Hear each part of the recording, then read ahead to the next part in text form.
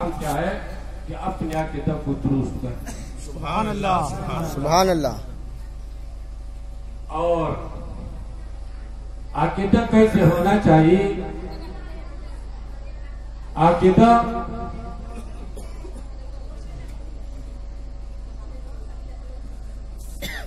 امام اہل سنت امام احمد رضا خان فاضل بریلوی رضی اللہ تعالیٰ عنہ نے جو عقیدہ کیا ہے، یہی عقیدہ صحابہ کرام کا عقیدہ ہے، سبحان اللہ. تابعین کا عقیدہ ہے، یہی عقیدہ غوث پاک رضی اللہ تعالیٰ عنہ کا عقیدہ ہے، یہی عقیدہ خواجہ غریب نواز کا عقیدہ ہے.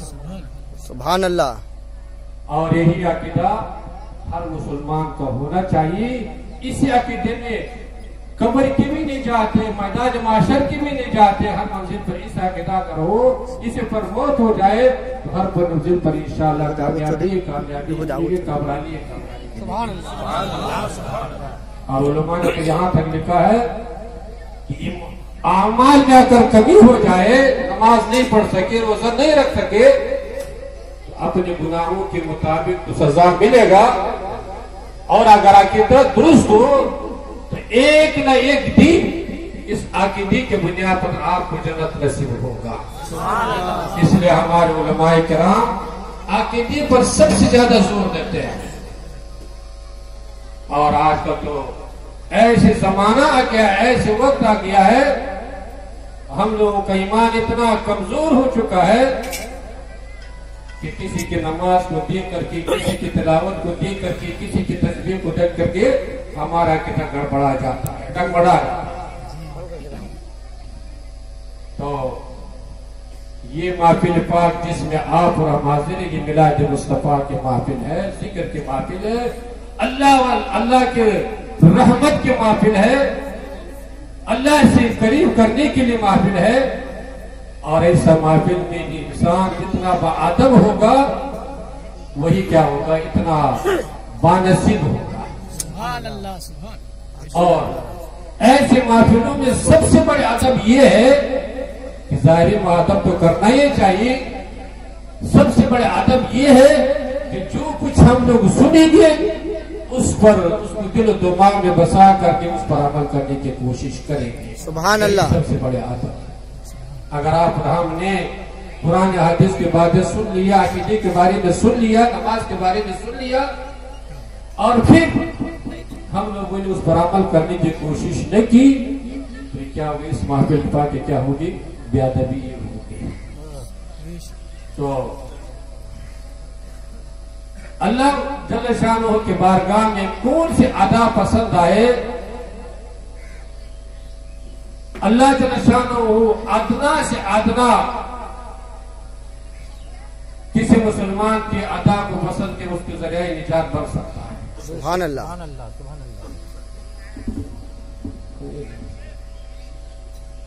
روایتوں میں آتا ہے، حدیث پاک میں آتا ہے کہ بروز معاشر دو شخصوں کو اللہ کے بارگاہ میں پیش کیا جائے گا، اور دونوں دنیا میں نماز نہیں پڑھ سکے، تلاوت نہیں کر سکے، گناہوں کی حالت میں دنیا سے رخصت، کوئی نیکی ان کے پاس ہے یا نہیں. تو اللہ جل شانہ فرشتوں سے فرمائے گا کہ یہ فرشتوں اس کو جہنم میں لے جاؤ. تو گناہگار جب سن لے گا کہ اللہ کا حکم کے جہنم ہونے کا حکم ہو چکا ہے تو کیا ہوگا؟ وہ دوڑ کر کے جہنم کی طرف دوڑتے ہوئے روانہ ہو جائے گا. اور دوسرے شخص جو گناہگار ہے اس کو اللہ جل شانہ کی طرف سے حکم، فرشتوں کو حکم کہ اس کو بھی جہنم میں لے جاؤ. تو فرشتے اس کو بھی لے کر کے جائیں گے، لیکن وہ کیسے جائے گا؟ آہستہ آہستہ جاتے ہوئے، اللہ کے پیچھے دیکھتے ہوئے، اللہ کی رحمت کا امید رکھتے ہوئے پیچھے دیکھتے ہوئے جائے گا. تو اللہ جل شانہ فرشتوں سے فرمایا کہ فرشتوں دونوں کو واپس لے آؤ. دونوں کو اللہ کے بارگاہ میں حاضر کیا جائے گا. اس شخص سے جو جہنم کی طرف سے دوڑتے ہوئے جائے اس سے پوچھے گا کہ یہ شخص، جہنم تو عذاب کی جگہ ہے، پریشانی کی جگہ ہے، اور تم جہنم کی طرف سے دوڑ کے بھی جا رہا ہے، اس کا وجہ کیا ہے؟ تو وہ شخص عرض کرے کہ یا اللہ، دنیا میں تو ہم آپ کے اوپر عمل نہیں کر سکے، تو آج آپ کو حکم جہنم کی طرف جانے کا تو میں نے سوچا کہ آج کیوں میں اللہ کے حکم پر عمل کرتے ہوئے ڈوبتے ہوئے جہنم میں نعرہ تکبیر!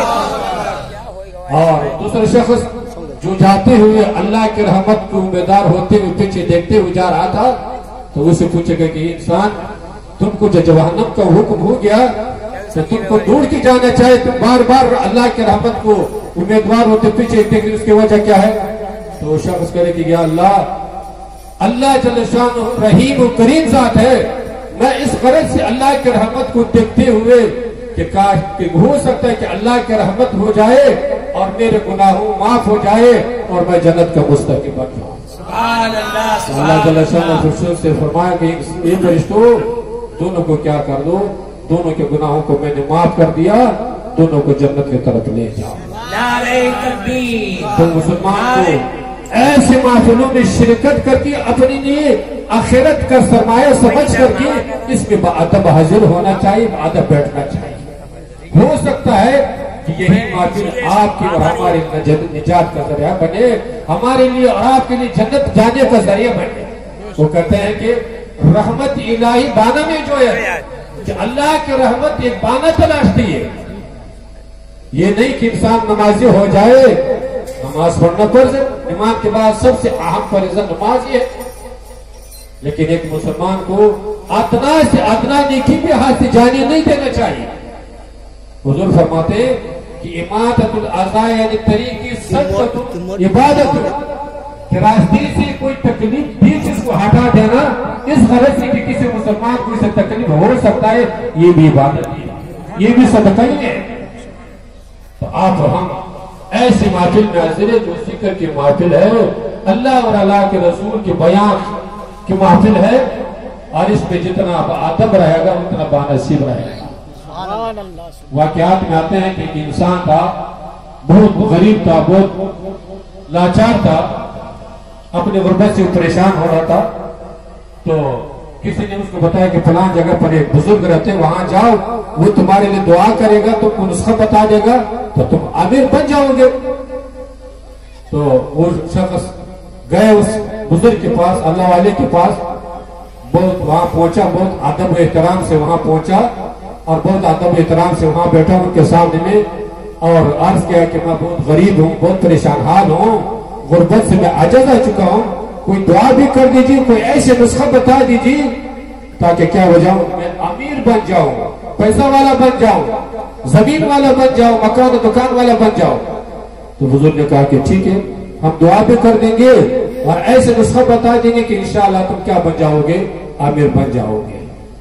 تو انہوں نے کہا کہ ٹھیک ہے، نسخہ بتائیے۔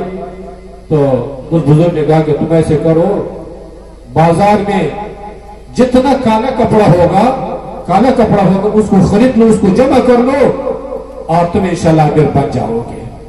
تو انہوں نے کہا کہ ٹھیک ہے، تو بہت آسان نسخہ ہے۔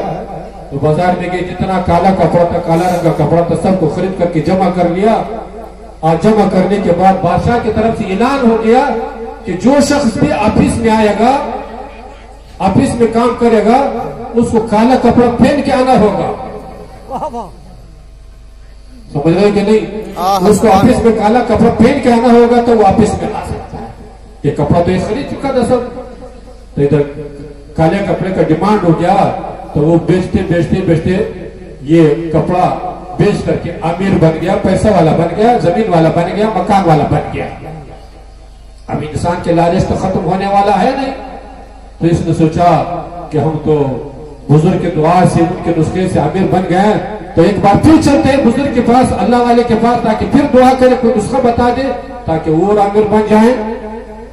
تو پھر گئے، گھوڑے پر سوار ہو کر کے گئے، پہلے تو پیدل گئے، اب گھوڑے پر سوار ہو کر کے ٹان سے گئے۔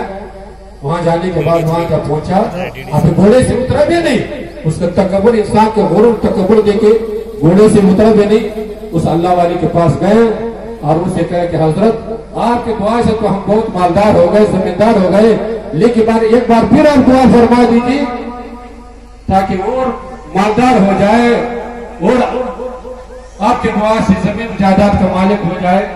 تو بزرگ نے کہا کہ پہلے تو بہت ادب سے آیا تھا، بہت احترام سے آیا تھا، گریہ گزاری کے ساتھ آیا تھا، ابھی گھوڑے پر سوار ہو کر کے ہم سے نسخہ پوچھ رہے ہیں. انہوں نے کہا کہ ٹھیک ہے ہم نسخہ بتاتے ہیں تم اس پر عمل کرو.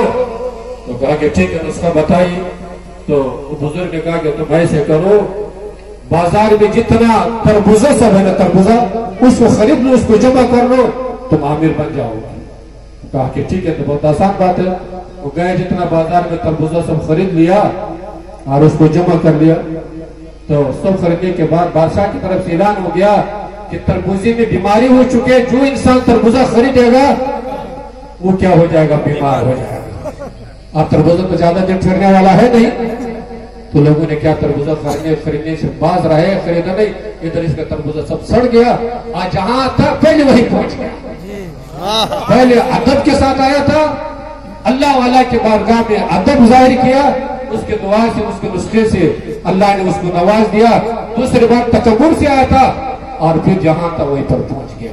تو انسان جس محفل میں اس محفل پاک میں جتنا ادب رہے گا اتنا اس کو ثواب ملے گا اتنا اجر ملے گا اتنا اللہ کے رحمتوں سے وہ مستفید ہوگا. اور جتنا بے ادب ہوگا یہاں محفل پاک ہو رہی ہے ہمارے علماء کرام ایک سے ایک عقیدے کے بارے میں نماز کے بارے میں بیان کر رہے ہیں. ادھر عورتوں کا جھنجھٹ الگ بچوں کا جھنجھٹ الگ بوتل کا جھنجھٹ الگ کوئی سننے کے لیے تیار ہی نہیں. تو پھر اللہ کی رحمت کیسے ہوگی اللہ کے رحمتوں سے ہم لوگ کیسے مستفید ہوگی.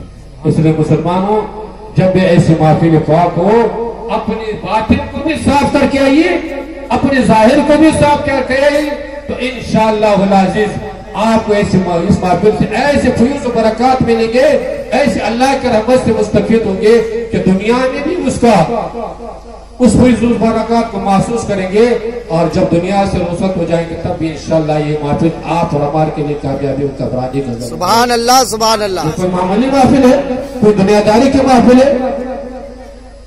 اللہ جل شانہ ارشاد فرماتا ہے فَمَن يَعْمَلْ مِثْقَالَ ذَرَّةٍ خَيْرًا يَرَهُ وَمَن يَعْمَلْ مِثْقَالَ ذَرَّةٍ شَرًّا يَرَهُ. کہ انسان غفلت میں مت رہیے. دنیا میں ایک ذرا برابر اگر نیکی کریں گے وہ ضائع جانے والا نہیں. اس کا بھی اجر ملے گا ثواب ملے گا اللہ کی رضا نصیب ہوگی. اب دنیا میں اگر ایک ذرا برابر گناہ کریں گے نافرمانی کریں گے کسی کو ستائیں گے کسی پر ظلم کریں گے کسی کا حق دبائیں گے تو یہ مطلب یاد رکھیں کہ کوئی تو دیکھنے والا نہیں. کوئی دیکھنے والا ہو یا نہ ہو اللہ تو دیکھنے والا ہے. اللہ تو جانتا ہے. اندھیری میں گناہ کریں گے تب بھی جانتا ہے اجالے میں کریں گے تب بھی جانتا ہے تنہائی میں کریں گے تب بھی جانتا ہے. اور جب اللہ جانتا ہے اگر آپ نے ظلم زیادتی کی نافرمانی کی گناہ کی تو کیا ملے گا اس کا سزا ملے گا اللہ کی ناراضگی آپ کو ملے گی. سبحان اللہ. اس لیے مسلمانوں ایک چند دنوں کی زندگی ہے اور اس زندگی پر آخرت کا دار و مدار ہمیشہ کی زندگی کا دار و مدار اسی پر ہے. یہ چند دنوں کی زندگی اگر آپ اور ہم نے اللہ اور اللہ کے رسول کی اطاعت میں بندگی میں حضور کی سیرت کے مطابق فرمان کے مطابق بسر کی تو پھر ہمیشہ کی زندگی کامیابی کی زندگی ہوگی جنت کی زندگی ہوگی اللہ اور اللہ کے رسول کے رضا کی زندگی ہوگی. اگر ہم لوگوں نے ظلم زیادتی میں زندگی بسر کی دوسرے کے حق دبانے میں زندگی بسر کی نماز سے دور رہے تلاوت سے دور رہے تو پھر ہمیشہ کی زندگی کیسی زندگی پریشانی کی زندگی ہوگی اللہ اور اللہ کے رسول کی ناراضگی کی زندگی ہوگی. اللہ جل شانہ ہو آپ کو اور ہم کو ہر مسلمان کو اپنی زندگی کی حقیقت کو سمجھنے کی توفیق عطا فرمائے.